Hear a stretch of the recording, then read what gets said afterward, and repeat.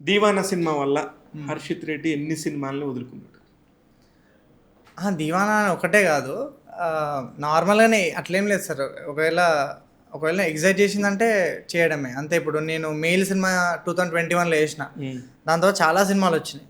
కానీ నేను నా డెబ్యూ ఎలాంటి సినిమా కావాలి అంటే, అంటే ఇలా ఎలాంటి సినిమా అంటే ఇప్పుడు మనం ఏమనుకుంటాం స్టార్టింగ్‌ల ఒక రామ్ కామ్‌తోని రావాలో, లేకపోతే అప్పుడు అప్పుడు ఇప్పుడు 'అలా మొదలైన' లాంటి సినిమా రావాలో, ఇట్లనే అందరం అనుకునే ప్రాసెస్ ఇది. అంటే మంచి రామ్ కామ్‌తోని వచ్చి ఇట్లాంటి సో, అట్లాంటి ఆ ప్రాసెస్ రాలేదు. సో, నేను చాలా వాటికి నో చెప్పిన. సో, నేను అసలు క్లూలెస్ ఉన్న సిచ్యువేషన్‌ల సమంత మ్యామ్ తీసుకెళ్ళి నన్ను ఒక పెద్ద స్టేజ్ మీద పెట్టి 'శుభం' అని ఒక సినిమా ఇచ్చి పెద్ద లాంచ్ చేయడము. అప్పుడు ఐ ఫెల్ట్ లైక్ కొంచెం ఒక డైరెక్షన్ వచ్చింది లైఫ్‌లో. అప్పటిదాకా అసలు నేను ఎలాంటి సినిమాతో డెబ్యూ చేయాలి అలా అని అప్పటికి చాలా వెరీ సెలెక్టివ్ ఉండే సార్. డెబ్యూ సినిమా చాలా ఇంపార్టెంట్ కదా, ఆ మార్క్ క్రియేట్ చేయడం అనేది. సో ఐ థింక్ అది. బట్ స్టోరీ ఏంటంటే అసలు 'దివానా' ఫస్ట్ రావాల్సిన సినిమా అనమాట. 'దివానా' స్క్రిప్ట్ విన్నప్పుడు ఎందుకు 'దీవానా' లేట్ అయింది?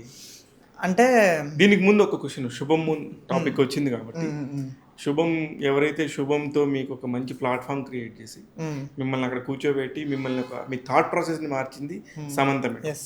అందుకనే సమంత మేడంకి పోటీగా 'దివానా' సినిమా రిలీజ్ చేస్తున్నారా? సేమ్ అదే రోజున కావాలని పోటీకి? సార్ అది ప్యూర్లీ కోఇన్సిడెంటల్ సార్. అసలు అది నాకు తెలిసిన రోజు కూడా నేను అంత హ్యాపీ ఏం లేకుండే. Very coincidental. అసలు నా చేతిలో ఏం లేకుండా దేవర్ లైక్ హర్షిత్ జూన్ 19th అనుకుంటాం. ఒక కొంచెం టైం పట్టింది డైజెస్ట్ కానీ 1-2 days.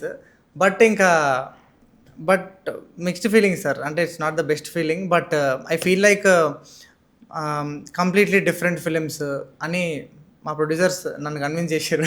నేను కన్విన్స్ చేయడం కాదు, ఇప్పుడు రేపు సమంత గారు కనిపించి ఏం హర్షిత్ నాకు వచ్చే కొన్ని డబ్బులు నువ్వు లాగేసుకున్నావు అంటే ఏం చెప్తావు? లేదు మ్యామ్, హ్యాపీనే ఉంటుందేమో నాకు వస్తే డబ్బులు. Ma'am she always very supportive. I think and మా సాంగ్ కూడా మ్యామే లాంచ్ చేశారు. సో ఐ థింక్ ఇట్స్ అంటే అదొక బలం కూడా ఏమో మేబీ. ఇద్దరం ఒకే వీకెండ్ లాస్ట్ ఇయర్ కూడా ఒకటే టైంలో రిలీజ్ అయినాయి. అండ్ ఈ టైంలో ఇద్దరం సపరేట్ ఫిలిమ్స్, బట్ స్టిల్ రెండింటిని సెలబ్రేట్ చేస్తారని నమ్ముతున్నాం. యా, అంటే ట్రలాలో ఫస్ట్ అవకాశం వస్తే నెక్స్ట్ సినిమా కల్లా ట్రలాలకు పోటీగా రిలీజ్ చేస్తారు హర్షిత్. పోటీ అసలు అది పోటీ కిందికి రాదు సార్. మ్యామ్ లీగ్ ఏంటిది, నా లీగ్ ఏంటిది, మేము ఏదో అట్లనే ఉంటుంది బాబు. లేదు పోటీలాగా ఏం లేదు. Only gratitude sir, only gratitude. And 2 సినిమాలకి జనాలు సెలబ్రేట్ చేస్తారు, చాలా లవ్ ఇస్తారని అనుకుంటారు. యా, మీ రెండింటితో పాటు ఇంకా 4 సినిమాలు ఉన్నాయి బాస్. యా, ఇంకా వాటికి కూడా అయితే సమంత గారితో ఎలా ఉండేది? అంటే సమంత గారిని ఫస్ట్ టైం అంటే నేను మీ ఓటీటీ ఫిలిమ్స్ గురించి, మీ ఓటీటీ వాటన్నిటి గురించి నేను మాట్లాడతాను, నాకు అన్నీ తెలుసు. నేను ట్రావెల్ చేశాను మీ అందరితో, అందుకని నాకు బాగా తెలుసు. అడుగుతాను. కానీ ఒక ఫస్ట్ సినిమా వస్తున్నప్పుడు ఒక పెద్ద ప్రొడక్షన్ హౌస్, సినిమాల్లోని పీక్స్ చూసేసింది సమంత గారు. సినిమా ఇండస్ట్రీలో అసలు వావ్ ఎన్ని ఉంటాయో అన్ని చూసేసారు.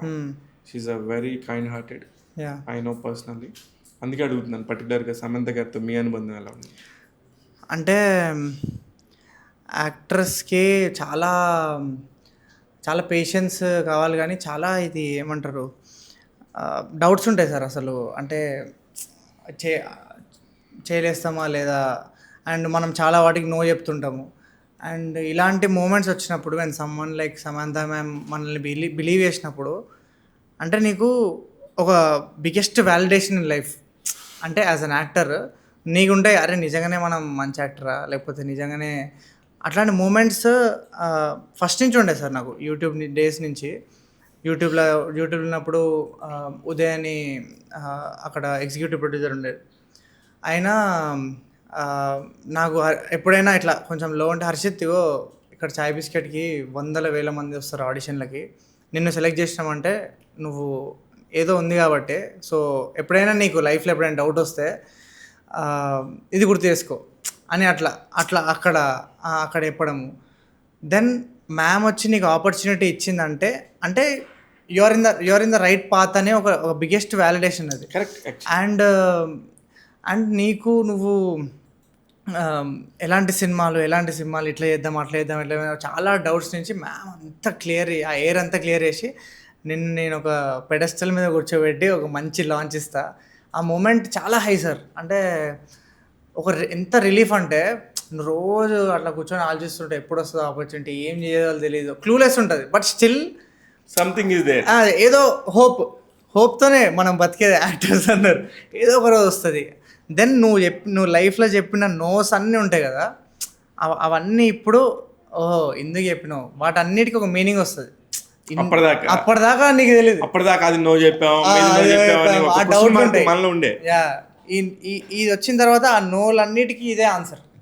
Perfect. Yeah so I think and also I think destiny sir. అంటే ఆ రైట్ టైంలో రైట్ ఆపర్చునిటీ రావడం కూడా I think it's a blessing.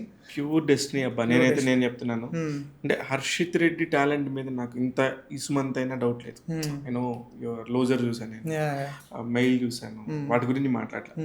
కానీ ఎంతో మంది టాలెంట్ ఉన్నోళ్ళు కృష్ణానగర్ రోడ్ల మీద ఎంత ఇబ్బందులు పడుతున్నారో ఫిలిం నగర్ కోసం వచ్చి ఇప్పుడు మీరున్న ప్లేస్ ఆక్రమించుకోవడానికో, లేకపోతే ఆ ప్లేస్లో కూర్చోడానికో, ఆ ప్లేస్లో షేర్ అడగడానికో వేల మంది ఉన్నారు. True sir. అది ఖచ్చితంగా మీకు ఆ ఫేట్ ఉంది, అది రాసి ఉంది కాబట్టే జరిగింది.